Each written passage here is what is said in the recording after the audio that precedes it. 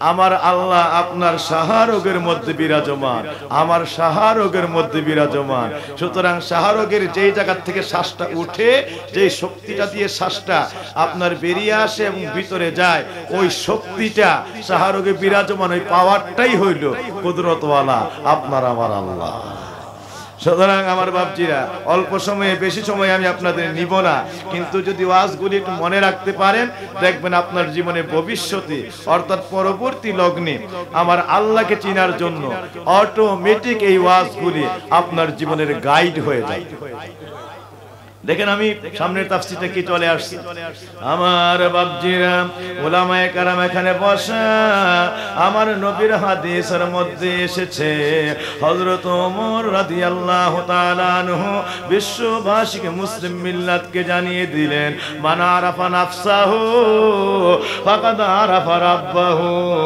বান্দারে, আল্লাহরে যদি চিনতে চাও, আসওয়াদ পাথরে নয়, কাবা এই ইট পাটকেলের ঘর, পাথর দিয়ে তৈরি করা, আজরের ছেলে ইব্রাহিম আলাইহিস সালামের বানানো কাবা ঘরে নয় রে বান্দা।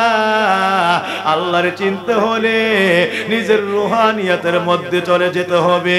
ও বান্দা, যেই ব্যক্তি তার আত্মার পরিচয় পেয়ে গেছে, নিজেরে চিনতে পারছে, সাজদাই নও, নিজেরে চিনো, নিজেরে চিনো, নিজেরে চিনো। যেই ব্যক্তি তার নিজেরে চিনতে পেরেছে, ওই ব্যক্তি আমার আল্লাহর পরিচয় নিজের ওই রুহানির মধ্যে পেয়ে গেছে। নিজের যেই ব্যক্তি চিনতে পেরেছে, ওই ব্যক্তি আমার আল্লাহরে চিনে ফেলেছে। মান আরাফা নাফসাহু ফাকাদ আরাফা রাব্বাহু। বান্দা, আল্লাহরে যদি চিনতে চাও, তাইলে তুমি আত্মার গবেষণার মধ্যে মিশিয়া যাও, রুহানিয়াতের গবেষণার মধ্যে মিশিয়া যাও। আল্লাহ পৃথিবীর কোনো বস্তুতে সীমাবদ্ধ নয়। বান্দারে, আমার আল্লাহ তোমার আত্মার মধ্যে বিরাজমান। আত্মার পরিচয় যদি পেয়ে যাও, এই সাধনা যদি তোমার মধ্যে হাসিল হয়ে যায়, এই সাধনার ভিতরেই তুমি আমার আল্লাহর মুলাকাতের মধ্যে মিশে যাবে। আল্লাহর মুলাকাতের দরজা তোমার মধ্যে খুলে যাবে।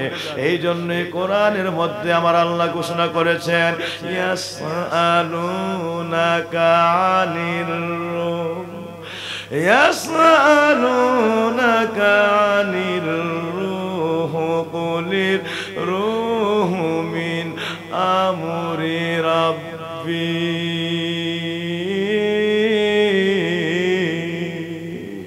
বান্দা, ইয়াসআলুনাকা আনির রূহ, হে নবী, আপনাকে অনেকে জিজ্ঞেস করবে রূহ আবার কি জিনিস, রুহানি সম্পর্কে চিনতে চাইবে, জানতে চাইবে, আপনার কাছে প্রশ্ন করবে।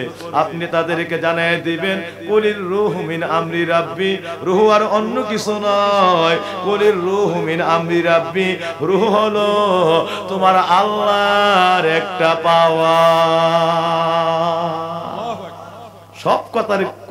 সব কথার সর্বময় আনসার কোন জায়গায় যায় দেখেন। প্রত্যেকটা আয়াতে হাদিসের বর্ণনা কোন জায়গায় যাচ্ছে আপনার অবস্থানটা, আমার আল্লাহর পরিচয়টা কোন জায়গায়, একটা বার বোঝার চেষ্টা করে। তাই আমার আল্লাহ কোরআনের মধ্যে নিজে বলতেছে, হে নবী, আপনাকে অনেকেই জিজ্ঞেস করবে রূহ আবার কি জিনিস, আপনি বলে দেন কুলির রূহ মিন আমরি রাব্বি, রূহ হলো কুদরতওয়ালা তোমার আল্লাহর একটা পাওয়ার। আল্লাহর কি পাওয়ার? সংক্ষেপে বোঝাচ্ছি, এই করিবাড়ির আশেপাশে কোথাও একটা মোবাইলের টাওয়ার আছে। এই টাওয়ার গ্রামীণ, একটা মানে রবি, বাংলালিংক, এরকম বিভিন্ন কোম্পানির, ওই কোম্পানির টাওয়ার আশেপাশে যে কোনো জায়গায় এটা সেট করা আছে, এটাকে ওই জায়গায় এই টাওয়ারকে বসিয়ে দেওয়া হয়েছে।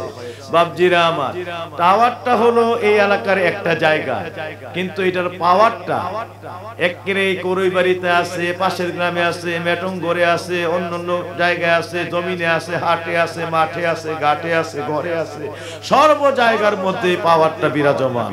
বাবাজিরা, মোবাইল থেকে যে পাওয়ারটা সর্ব জায়গায় বিরাজমান, আপনার মোবাইলে, ওনার মোবাইলে, ওনার মোবাইলে, সবার মোবাইলের মধ্যে বিরাজমান হয়ে আছে। ওই পাওয়ারের নাম হলো নেটওয়ার্ক। এটার নাম কি? আপনারা সবাই বলি এই পাওয়ারের নাম কি? মোবাইলের মধ্যে নেটওয়ার্ক আছে না নাই? আরো জোরে বলে আছে না নাই?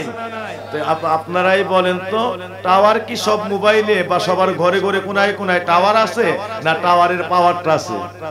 টাওয়ারের পাওয়ারটা, টাওয়ার হলো এক জায়গায় আর পাওয়ারটা হলো সর্ব জায়গায় বিরাজমান, ঠিক না ঠিক? টাওয়ার এক জায়গায়, পাওয়ার সর্ব জায়গায় বিরাজমান। সুবহানাল্লাহ আমার বাপজিরা, তাইলে এই মোবাইলের মধ্যে টাওয়ার থেকে এই পাওয়ারটা চলে আসছে হঠাৎ করে। এই পাওয়ারে যে মানে কি পরিমাণ শক্তি আছে, এনার্জি আছে, সুবহানাল্লাহ। আপনি ছোট্ট কয়েকটা ডিজিট বসাইয়া আস্তে করে বন্ধুরে ফোন দিয়ে দিলেন, ছেলে মেয়ের কাছে ফোন দিয়ে দিলেন, মানে কোটি কোটি মাইল বেগে কত তাড়াতাড়ি যে এই মোবাইল সেকেন্ডের 2-4 সেকেন্ডের মধ্যে আস্তে করে এই কল, এই ডিজিট আপনার বার্তা নিয়ে আমেরিকায় আপনার বন্ধুর মোবাইলে চলে গেছে। গেল কোন দিক দিয়ে?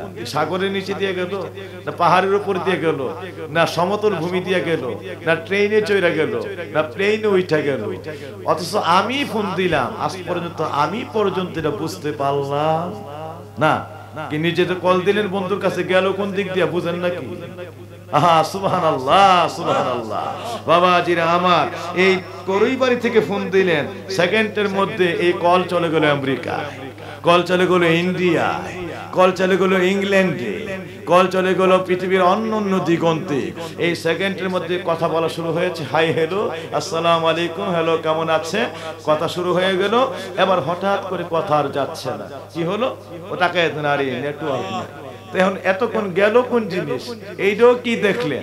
এখন বলতেছেন আরে নেটওয়ার্ক নাই, তাহলে এখন আবার নাই, নাই হয়ে গেল কোন জিনিস, এইটাও গেল কোন দিক দিয়ে? এইটাও কি বুঝবে বাবাজিরা আমার? সে যে কেমনে আসে কেমনে যায় দেখতে নাহি পাওয়া যায়, আবার মোবাইলেতে প্রেম খেলায় আজব কীর্তন। কেমনে যে আসে আর কেমনে যে যায়, যেই ব্যক্তি অপারেট করে, যে এটার অপারেটিং করে, যে এটাকে পরিচালনা করে, সে পর্যন্ত একটা বার দেখার ক্ষমতা হইল না, ঠিক না ঠিক?